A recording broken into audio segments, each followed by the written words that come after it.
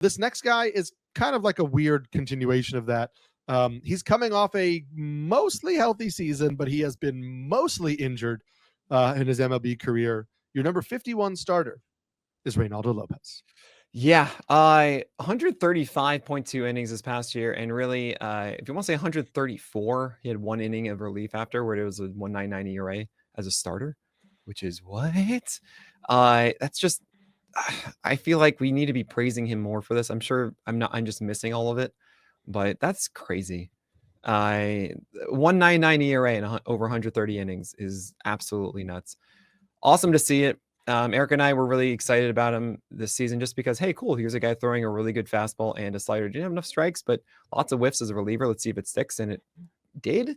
Him and Crochet were the only two that really stuck from being a reliever to a starter, where everything kind of just repeated itself.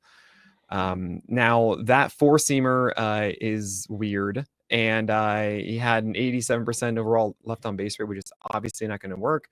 The slider failed to hit a 60% strike rate to either hand, and this 54% against left-handers is really stark, and I'm very worried about that for next year for Reynaldo Lopez. It's just strange to see a sub 8% walk rate with that number 2 pitch being that low of a strike pitch. Really, the four-seamer just came through for him so much. It shouldn't repeat. That said, it should be helpful. I think Atlanta is going to be a good team, supporting both defensively and offensively.